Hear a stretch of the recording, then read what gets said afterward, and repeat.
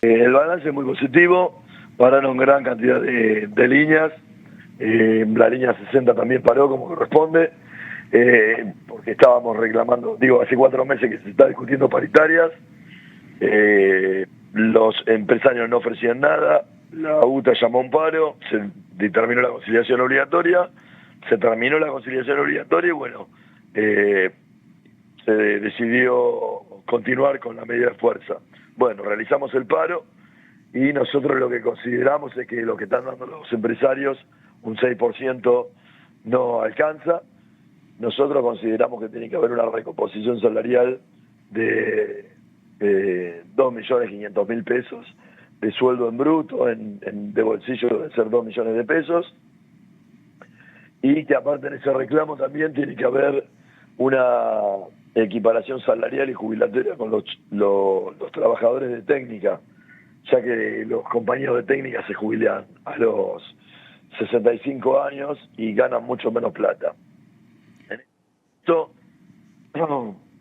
hay una responsabilidad del Consejo Directivo Nacional de la UTA, porque lo que consideramos es que con este paro solo no va a alcanzar, ya que el gobierno nacional le puso un cepo a la paritaria, no homologa acuerdos más que estén del 1,5%, entonces va a ser una pelea dura que no va a alcanzar nada más con el paro de hoy de 24 horas, sino que hay que llamar un plan de lucha escalonado. Bien, Néstor, en este sentido, bueno, hay grupos que agrupan, valga la redundancia, distintas líneas, tal es el caso de DOTA, y en este sentido queríamos preguntarte si la UTA desde sus cúpulas fue que llamó a este paro o es más un pedido, exigencia o hartazgo de las bases que ya no podían aguantar la paciencia que sí tiene quizás la dirección para con el gobierno. ¿Cómo lo ves esto? ¿Cómo se puede analizar? Fue creciendo el descontento de a poco, porque la plata no le alcanza a ningún compañero mío. Entonces, semana tras semana iba creciendo este descontento. Cuando nosotros empezamos con esto a visibilizar que necesitábamos una recomposición salarial, no un simple aumento de sueldo, muchos nos decían, bueno, ustedes están locos, 2,5 millones de pesos tenemos, pero cuando vos sacás la cuenta de la paritaria que tuvimos a la baja y cómo está la inflación hoy, te das cuenta que lo que estamos pidiendo no es una locura, 2 millones de pesos de bolsillo, y eso empezó a calar hondo en demasiadas líneas de colectivo.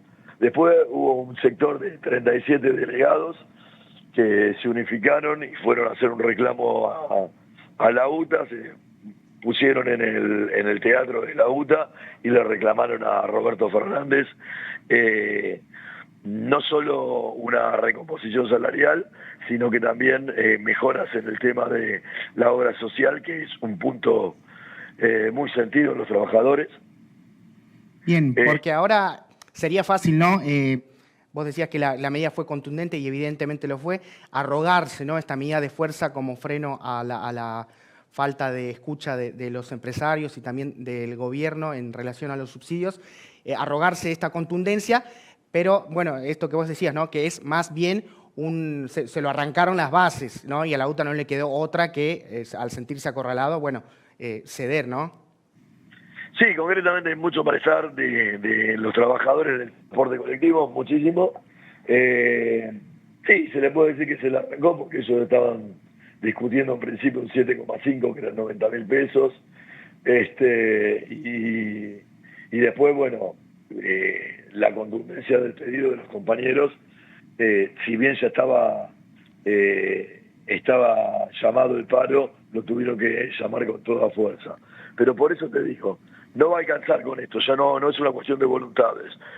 Acá hay un hecho concreto y un hecho político donde este gobierno le está poniendo un cepo a las paritarias. Acá tiene que haber paritarias libres donde los trabajadores discutan con los empresarios el salario que necesitamos. Y el gobierno sí se está metiendo en el medio, no para interceder, sino que no homologa paritarias de más del 1,5%, como te estaba diciendo. Entonces tenemos un doble problema donde, independientemente de la bronca que yo tenga con el Consejo Directivo Nacional de la UTA o las diferencias que tenga, en este momento lo que le tengo que exigir a la UTA es que llame a un plan de lucha, porque, repito, no va a alcanzar con este paro solamente para destrabar el conflicto. Las cámaras empresarias utilizan al Ministerio de Trabajo para ver si reclaman tarifa o subsidio, cosa que no es lo que se tiene que hacer en un Ministerio de Trabajo.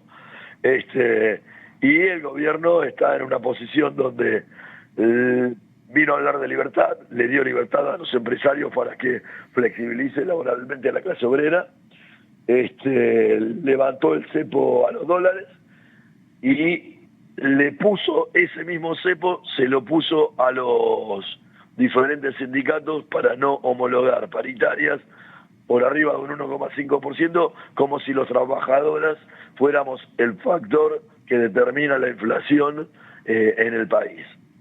Bien, Néstor, en todo esto que contás, bueno, cabe también preguntarse de llevar adelante un aumento salarial.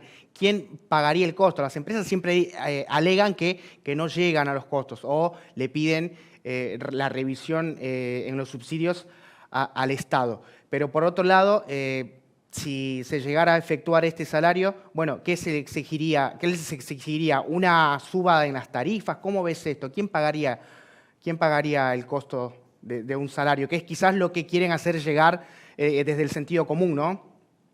A ver, los empresarios, te repito, ellos utilizan el Ministerio de Trabajo para sentarse con transporte, para reclamarle tarifa o subsidio. Hay un encerrón ahí. ¿Está? ¿Por qué?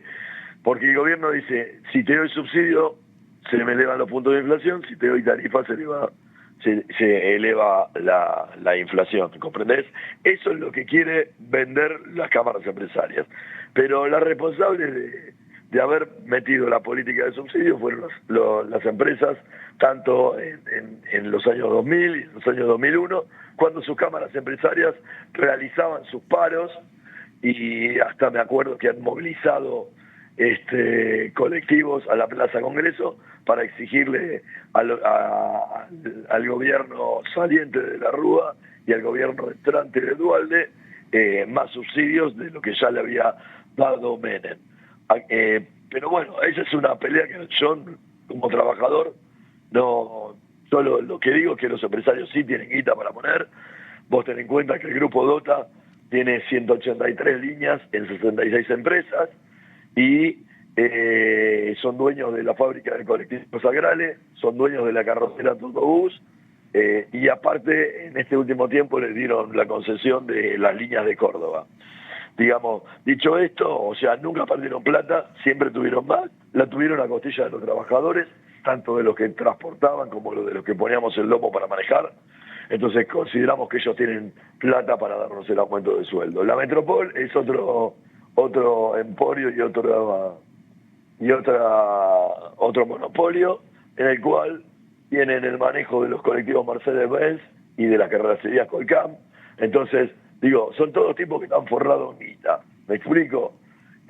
Por eso sí, Néstor. Para mí plata hay, no quieren perder sus ganancias y los trabajadores no tenemos que dejar de pelear nuestro salario. Y en este sentido, ¿cómo ves en particular que afectó este año y medio del gobierno de Javier Milei con tarifas que, más allá de cuestionar, de debatir el costo en sí, hay mucha gente que no las puede pagar y cada vez es más? ¿Cómo ves que afectó? Porque esto también seguramente afecta al sector. ¿Cómo ves el transporte en esta gestión? Bueno, fíjate que subieron el subte y hay más pasajeros en el colectivo. Sí, afectó la suba. Hay mucha gente que no tiene guita. Ya vos ves a mediados de mes que ya se complica el tema de tener la guita y cargada la sube. Tenés otro gran problema, que fíjate que ahora se empieza a pagar con la tarjeta de crédito en las máquinas SUBE. Ya hay sistemas que tienen la tarjeta de crédito. Ya pagar con la tarjeta de crédito. Los viajes, estás hablando de una cuestión complicada de lo que está pasando, digamos. Sí, algo que mostraron como modernización, pero que en realidad es endeudarse para algo tan cotidiano como viajar a trabajar.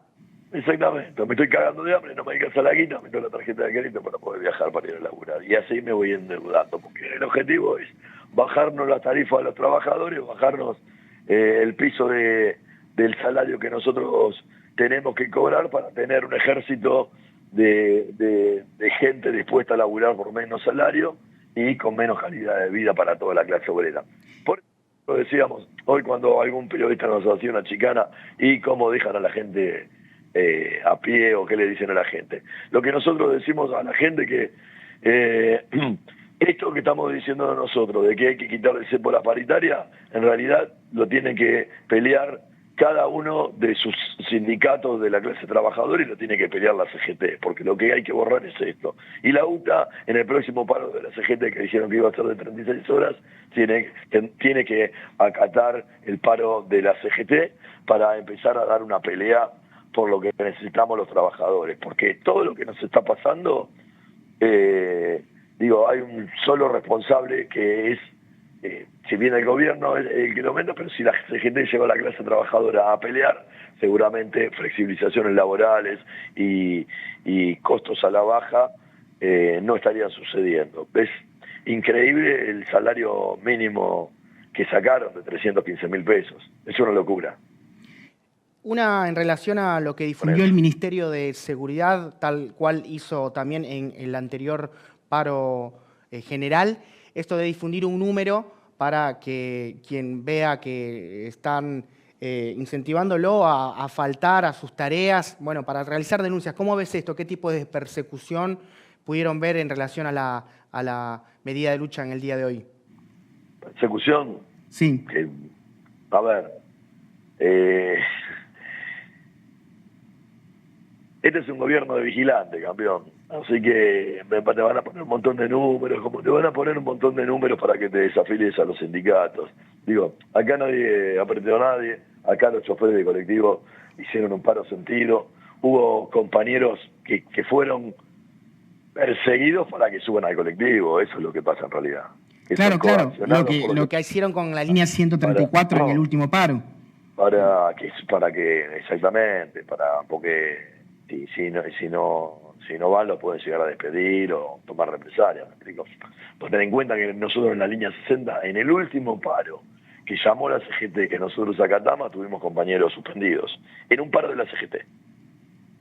¿Me entendés la gravedad del hecho, la gravedad de la situación? Sí, claro. Suspendido y tuve un despedido después del paro, por haber participado en el paro, y un compañero procesado. Entonces, sí, las patronales salen a amedrentar y son las que aprietan a la gente.